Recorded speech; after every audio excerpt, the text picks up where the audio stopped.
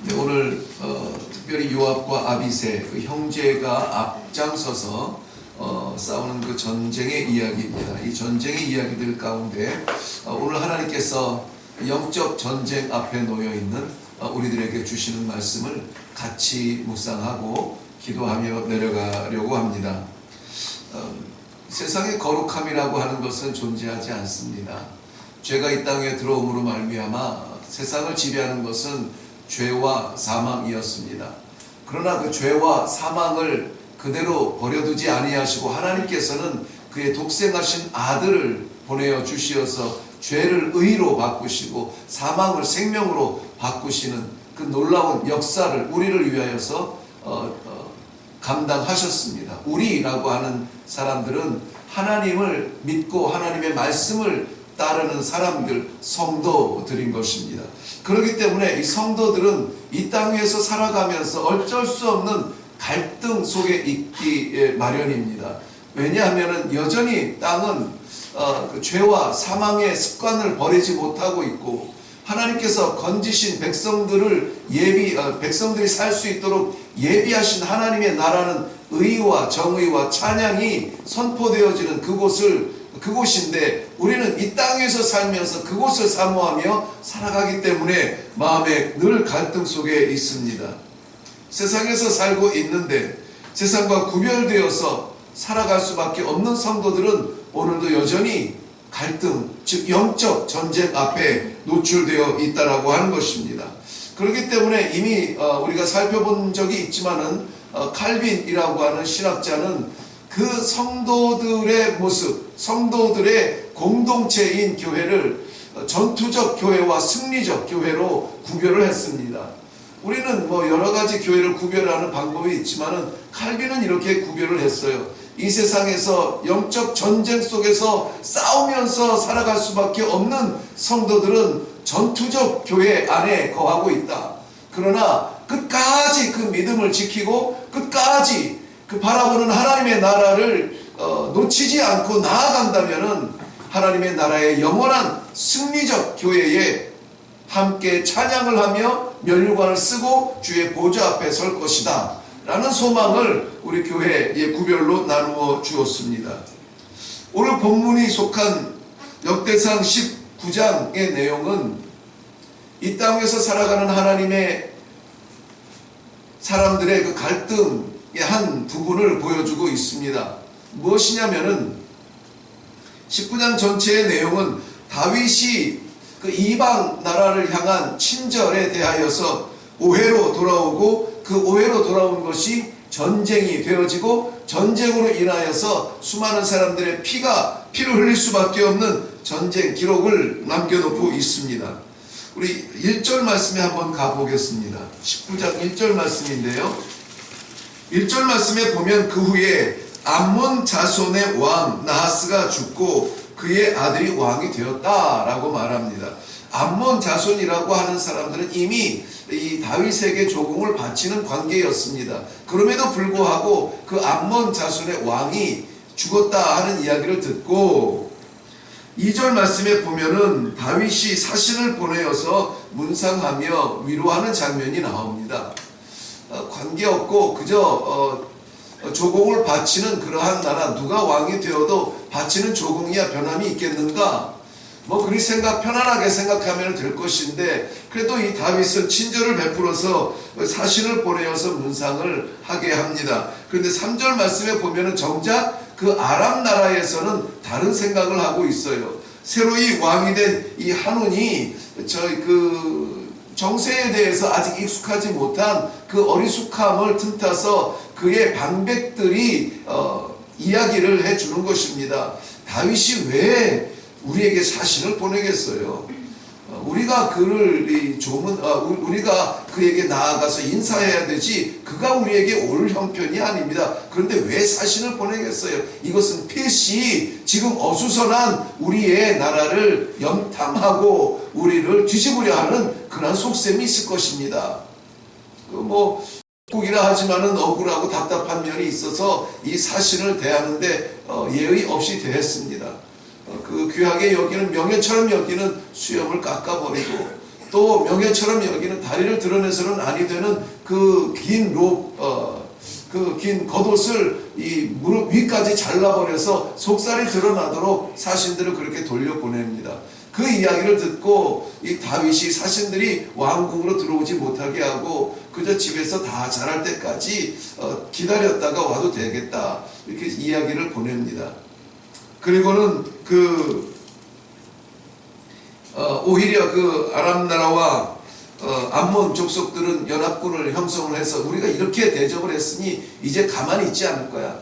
이제는 다윗이 군을 형성해서 우리를 쳐들어올 거야. 지레 겁을 먹고 암몬 자손과 그 모압 자손이 연합군을 펼쳐서 이스라엘을 공격하려고 전쟁을 선포하게 된 것입니다. 거기에 이 다윗의 곁에서 늘 힘이 되어주던 요압과 그의 아비새가 장군이 되어서 이 전쟁 앞에 나가게 됩니다. 요압은 군대 장관으로서 이 전략을 세우는데 이렇게 말을 합니다. 자, 이제는 우리가 나아가서 이 편대를 짜서 전쟁을 해야 되는데 어떻게 하면은 이길까? 이기는 전쟁을 해야 되는데 지금 우리는 전쟁을 당하는 편이고 저들은 연합군을 형성해서 몰려오고 있는데 우리가 어떻게 하면은 이 전쟁에서 이길 수 있을까 하고 전략을 짜게 됩니다. 그렇다면은 내가 암몬 자손들을 대항하고 네가 모압 자손들을 대항하는데 내가 좀 약해 보이면 네가 와서 나를 돕고 네가 좀 기울면 내가 가서 너를 돕고 이렇게 서로 도와서 전쟁을 치르면 이길 수 있지 않겠느냐 하는 지략을 내세워서 그 전쟁을 치르는 모습이 오늘 본문 내용의 말씀입니다. 오늘 저는 이 본문을 묵상하면서 제목을 이기는 법이라고 잡아보았습니다. 이기는 법. 전쟁은 이겨야 합니다. 전쟁에서 지면 죽습니다. 세상의 전쟁도 그렇지만은 영적 전쟁도 마찬가지입니다. 영적 전쟁도 우리는 이겨야 합니다. 겸손하고 순전하고 어린 양 같은 그러한 우리 주님께서도 이 영적 전쟁에서는 단호하게 승리를 이야기하고 단호하게 내가 이 세상에 검을 주러 왔다라고 선포하며 악한 영에 대하여서 전쟁을 선포했던 것을 우리가 알 수가 있습니다. 오늘 이 내용에서 우리가 이기는 법을 좀 몇 가지 살펴보고 그러면 우리가 그 이기는 법을 알았으니 우리의 영적 전쟁은 이제는 이기는 싸움을 하자, 그 각오를 하면서 내려가는 아침이 되기를 바랍니다. 먼저 13절 말씀에 보면은 오늘 본문 가운데 13절 말씀 보면 너는 힘을 내라.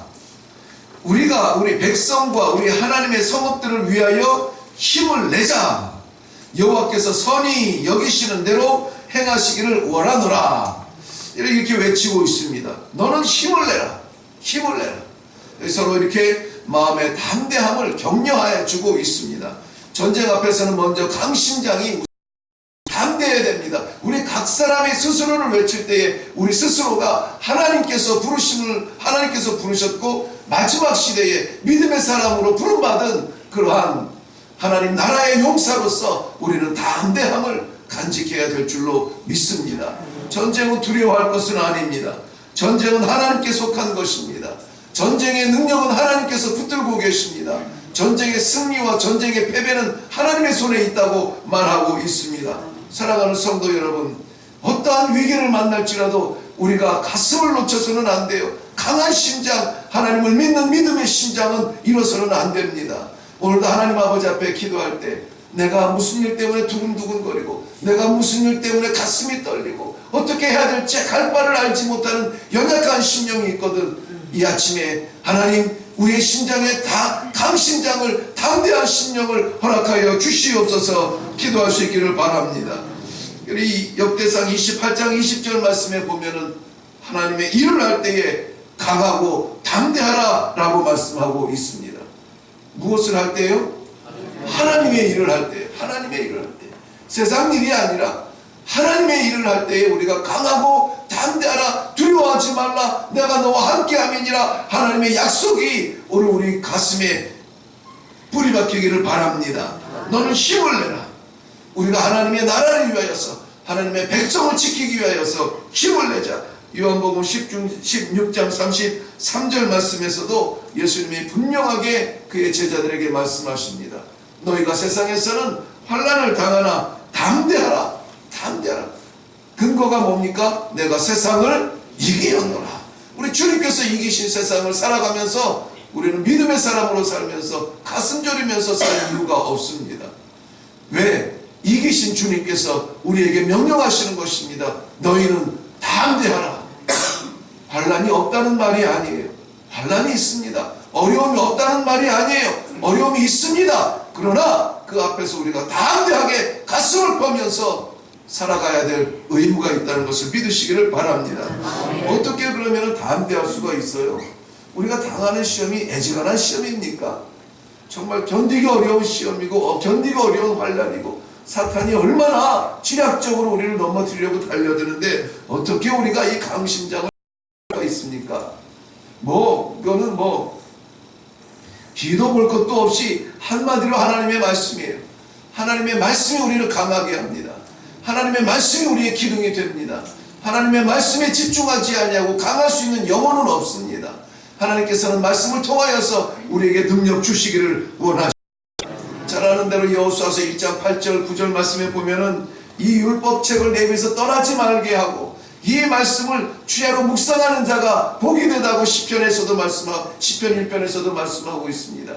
우리는 진정 믿음의 사람으로서 복받기 원하며 하나님의 용사로서 강하게 원한다면 하나님의 말씀에 집중할 수 있기를 바랍니다. 아멘. 이 아침에 이 15분 저는 보통 한 20분 정도를 기준으로 하는데 15분 20분의 이 말씀에 하루를 하나님께서 책임져 주실 수 있습니다. 그럼에도 불구하고 우리의 마음이 늘 그의 말씀을 묵상하고 그의 말씀을 암송하고 그의 말씀을 노래하고 그의 말씀을 기도하고 그의 말씀을 마음속에 가다듬을 때에 하나님께서 우리에게 이길 수 있는 능력, 담대한 심장을 주실 줄로 믿습니다. 에베소서 3장 12절 말씀에도 지키심은 하나님의 믿음, 하나님을 믿는 믿음 안에서 우리가 이 믿음을 지킬 수 있다라고 말하는데 그 믿음이 어디서 오느냐? 하나님의 말씀을 통해서 온다고 해요.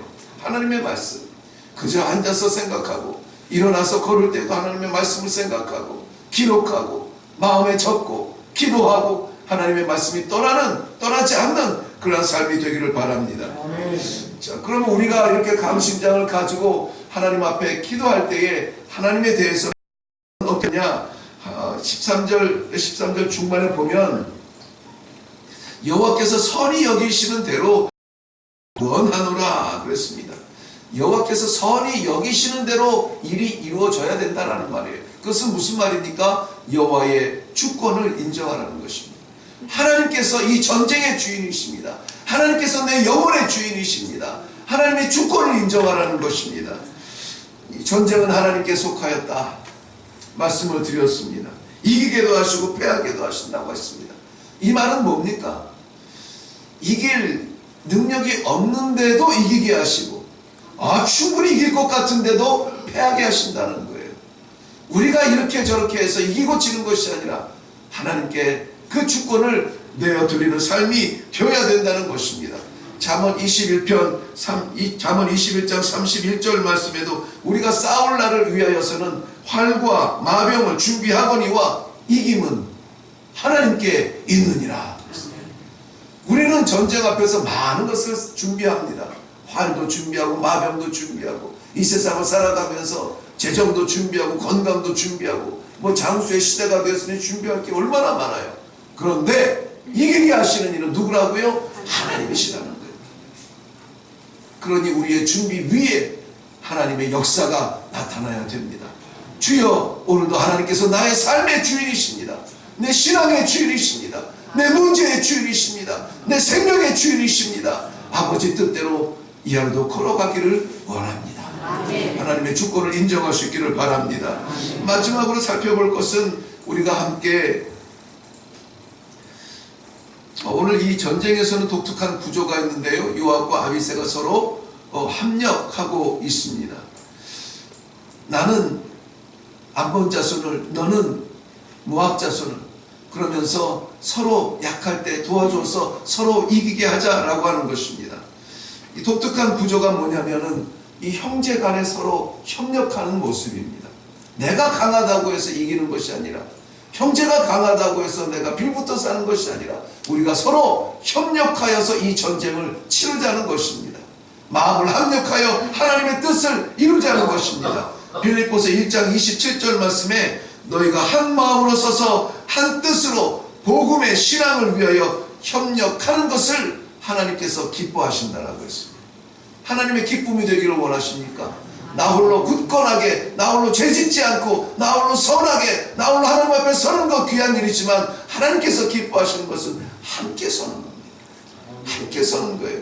연약한 형제 자매를 붙들어주고 쓰러진 형제 자매를 일으켜 세워주고, 그러기 위해서 내가 내려가고 내가 내려놓고 그러한 협력이 오늘 일어날 수 있기를 바랍니다. 마태복음 18장 19절 말씀에서도 우리의 기도가 응답되기 위해서는 합심하여 기도할 때에, 합력하여 기도할 때에 그 기도가 응답되어진다고 약속해주고 있습니다. 사랑하는 성도 여러분, 우리는 지역적인 특성에 의해서 보면은 이렇게 각 섬기는 교회는 다르지만은 이 새벽 제단에 올라와서 합심하여 이렇게 기도하는 모습이 얼마나 아름다운지 몰라요. 얼마나 하나님 보시기에도 아름답겠어요. 교회는 다 하나님의 교회인데 이렇게 한 마음으로 모여서 기도할 때 얼마나 하나님께서 보시기에 아름답겠습니까? 오늘도 우리 각자의 우리 동지들이 흩어져서 살아갈 터인데 오늘 우리 흩어진 모든 하나님의 백성들이 이기게 하여 주시옵소서. 이기게 하여 주시옵소서. 특별히 저는 오늘 이 제단을 섬기는 종으로서 부탁을 드리고 싶습니다. 저희 교회가 이 지역을 섬기며 복음으로 섬기면서 나아가기를 원하는데, 이제 9월 1일부터 11월 30일까지 석 달 동안 하반기 전도 축제를 진행을 하려고 합니다.